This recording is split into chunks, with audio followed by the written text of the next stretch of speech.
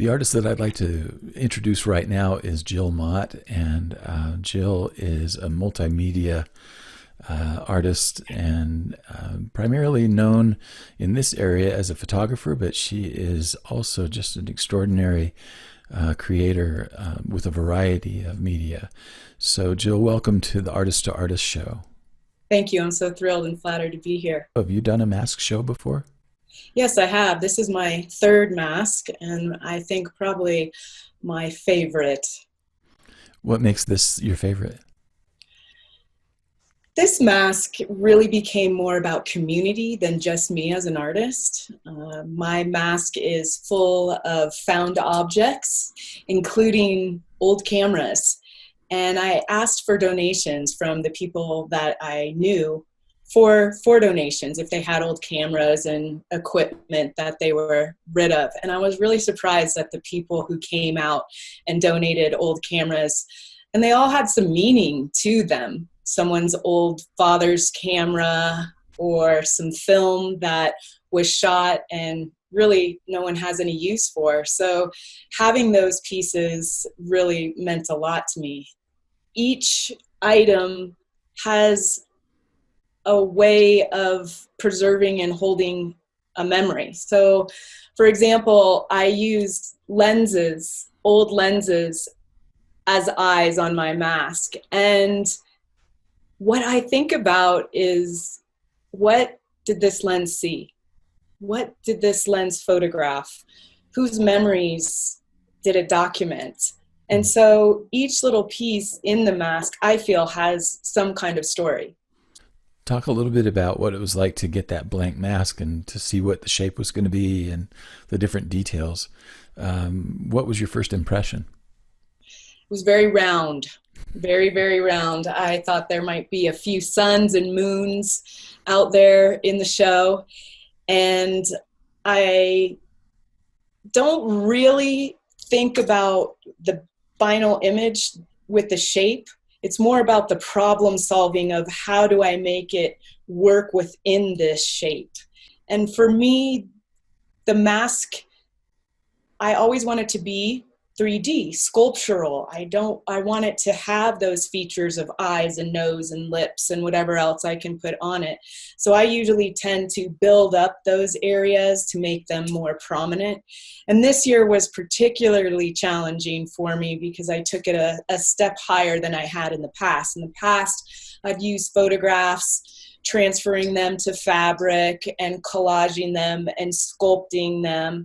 And this time I decided to use these camera pieces from different kinds of cameras and figuring out how to attach this to ceramic so it's not going to fall off and kill someone, number one, or just remain on the camera, or excuse me, the mask was a really big challenge. And that's where the community came in again. I have a wonderful friend with a lot of power tools, and we figured out some ways to attach heavy glass lenses to the mask. And I had a lot of brainstorming sessions with friends to give me those ideas of potential of attachment. What were the stages of your process as you started to work with the mask? I knew I wanted to use old camera pieces. That was a for sure thing. And it's very funny how you can break things not on purpose and be devastated, but it's a whole nother thing to actually take them apart intentionally. And that was something very new to me. And I had a lot of old cameras and very well made with really tiny, tiny screws. Hmm. And that process was very long and arduous. And there was a lot of forcing and banging and throwing to try to get cameras apart. And I felt guilty about it.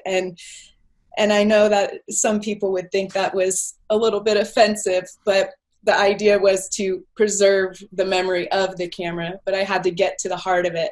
Last year, I was inspired to think of a way to incorporate light. And this year I was able to do that, adding to my challenges where I used small little fairy lights behind the eyes to project. And then I took it another step forward and used little images and don't know if your viewers can see Yeah. that, but I'm a big fan of the old vintage kinds of Kodak and older types of advertisements from the 1900s, of, in particular, females using cameras.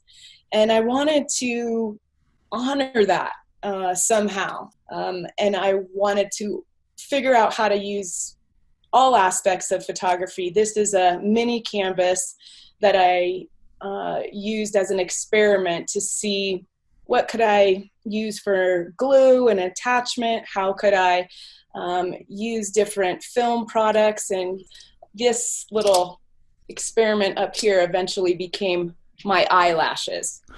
If somebody is interested in finding you online, what's the best way for them to do that? Thank you for asking. You can find my website at jillpmottphotography.com. I'm also on Instagram with that same handle and have a little more of my personality on there. So I would love to get some interaction. Jill, thank you so much for participating in the Artist to Artist concert and for participating in the Masks show for your third year. And we wish you all the best. Well, thank you very much.